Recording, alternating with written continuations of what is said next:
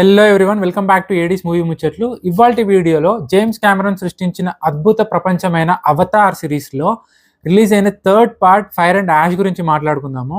ఈ movie plot ఏంటి, కొత్తగా ఏమైనా ఎలిమెంట్స్ యాడ్ చేసినరా, యాడ్ చేస్తే అవి ఎట్లున్నాయి, first and second part create చేసిన ఎక్స్పెక్టేషన్స్కి మూవీ రీచ్ అయిందా లేదా, వాటితో కంపేర్ చేస్తే మూవీ ఎలా ఉంది, కంపేర్ చేయకపోతే ఎలా ఉంది అనే వాటి గురించి బ్రీఫ్గా మాట్లాడుకుందాము. వీడియో ఎండ్ వరకు చూడండి.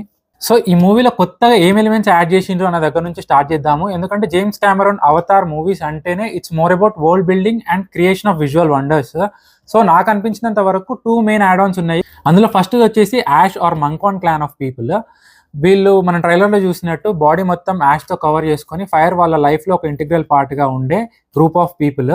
వీళ్ళు ఆ పాత్ చూస్ చేసుకోవడానికి స్పెసిఫిక్ రీజన్ అయితే ఇచ్చారు, కానీ నేను అది ఇక్కడ చెప్పట్లేదు ఎందుకంటే స్పాయిలర్ అవుతుంది కాబట్టి. సెకండ్ వచ్చేసి wind traders or wind travellers అని ఒక గ్రూప్ ఆఫ్ పీపుల్ని చూపించారు. వాళ్ళు ట్రావెల్ చేయడానికి యూజ్ చేసే స్ట్రక్చర్స్, అది మన parachute and wind based travel అయ్యే షిప్స్ కంబైన్ చేస్తే వచ్చే అవుట్పుట్ స్ట్రక్చర్లా అనిపించింది నాకు. విజువల్లీ బాగున్నాయి చూడడానికి, కాకపోతే ఎక్కువసేపు ఏమి ఉండరు మూవీలో, జస్ట్ ఒక చిన్న ఎపిసోడ్ ఉంటుంది, తర్వాత మళ్ళీ కనిపించరు అంతే. ఇక కొత్త ఎలిమెంట్స్ వైజ్ చూసుకుంటే ఈ రెండే మేజర్ యాడ్ ఆన్స్ అనిపించింది నాకు. మిగిలినవన్నీ మనం already first and second parts లో చూసిన ఎలిమెంట్సే ఉన్నాయి అనిపించింది నాకు. సో ఇన్ కంపారిజన్ చూసుకుంటే ఇవి చాలా బేర్ మినిమం యాడ్ ఆన్స్ అని చెప్పొచ్చు. నాకు ఎందుకు అట్లా అనిపించింది అనేది అర్థం అవ్వడానికి ఫస్ట్ అండ్ సెకండ్ పార్ట్స్ లో ఉన్న ఎలిమెంట్స్ గురించి చిన్న రీక్యాప్ అయితే ఇస్తాను.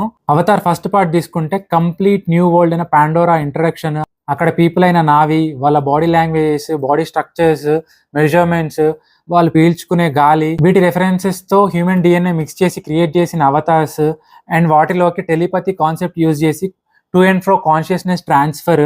ఈ ప్రాసెస్లో జేక్ సలీ అనే క్యారెక్టర్ని ఇంట్రడ్యూస్ చేసి ఆ క్యారెక్టర్ని నావీ పీపుల్లో ఒకటిలా ఇంక్లూడ్ చేసి త్రూ హిస్ పర్స్పెక్టివ్ అక్కడ జనాలు ఏంటి, పద్ధతులు ఏంటి, అక్కడ ఉండే ఈచ్ అండ్ ఎవ్రీ క్రియేచర్కి ఉండే బాండింగ్ ఏంటి, ఇక్రాన్స్ అని ఫ్లయింగ్ డ్రాగన్స్, అక్కడ horses, tree of souls or Eywa or the great mother, వీటన్నిటి మధ్యలో కనెక్షన్స్ అండ్ బాండింగ్ అర్థం అవ్వడానికి సహయలో అనే ప్రాసెస్, అనాప్టీనియం అనే మినరల్కి ఉండే anti gravitational properties and magnetic field influence వల్ల ఫ్లోటింగ్ హల్లెలూయా మౌంటైన్స్, ఇట్లా మల్టిపుల్ థింగ్స్ ఇన్వాల్వ్ ఉంటాయి. ఈ ప్రాసెస్లో మినరల్స్ అండ్ రిసోర్సెస్ కోసం హ్యూమన్స్కి అండ్ నావీ పీపుల్కి మధ్య కాన్ఫ్లిక్ట్ రేజ్ అయ్యి వార్కి లీడ్ అవ్వడం అండ్ వార్ స్టార్ట్ అయ్యి ఎండ్ అవ్వడం జరుగుతుంది. ఇక ది వే ఆఫ్ వాటర్కి వస్తే ఆఫ్టర్ ది వార్ హ్యూమన్స్ ఎర్త్కి రిటర్న్ అయిపోయిన తర్వాత నావీ పీపుల్ వాళ్ళ నార్మల్ లైఫ్ లీడ్ చేయడం స్టార్ట్ చేసిన తర్వాత Jake Sully and Neytiri will have kids. ఆ కిడ్స్ క్యారెక్టర్స్ ఇంట్రొడక్షన్ ఉంటుంది. అక్వాటిక్ పీపుల్ అయిన మట్కెనియన్ రీఫ్ పీపుల్, అక్కడ skimwings, tulkuns, underwater bodies, ఇట్లాంటివి చాలా మల్టిపుల్ ఫ్యాక్టర్స్ కూడా చూపిస్తారు. అండ్ విజువల్లీ చాలా బ్యూటిఫుల్ ఉంటాయి అవన్నీ చూడడానికి కూడా. ఇట్లా వీటన్నిటితో కంపేర్ చేసి చూసుకుంటే మాత్రం ఫైర్ అండ్ యాష్లో కొత్తగా ఏం లేవని చెప్పొచ్చు. ఇక స్టోరీ విషయానికి వస్తే స్టోరీ కూడా కొత్తదేం కాదు. ది వే ఆఫ్ వాటర్లో జేక్ సలీ అండ్ ఫ్యామిలీని క్యాప్చర్ చేయడానికి జరిగిన వార్లో హ్యూమన్స్ ఓడిపోతారు కాబట్టి as a continuation to that sky people or humans ash క్లాన్తో చేతులు కలిపి వాళ్ళ హెల్ప్ తోటి జేక్ సలీ అండ్ స్పైడర్ క్యారెక్టర్ని క్యాప్చర్ చేయడానికి వార్కి రెడీ అవుతుంటారు. ఇది తెలిసిన జేక్ సలీ సైమల్టేనియస్గా తన ఫ్యామిలీని ప్రొటెక్ట్ చేసుకోవడానికి వన్స్ అగైన్ టొరుక్ హెల్ప్ తోటి క్లాన్స్ అన్నిటిని యునైట్ చేసి వార్కి రెడీ అవుతుంటాడు.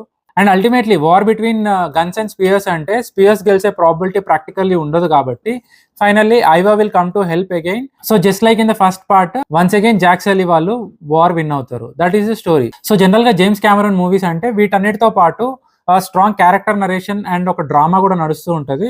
సో ఈ మూవీలో కూడా ఆ ఎమోషనల్ డ్రామా వర్కౌట్ అయింది బానే, కాకపోతే స్పెషల్ ఎలిమెంట్స్ ఏం లేవు కాబట్టి రెగ్యులర్ మూవీలా అనిపించింది, not like an Avatar series kind of movie.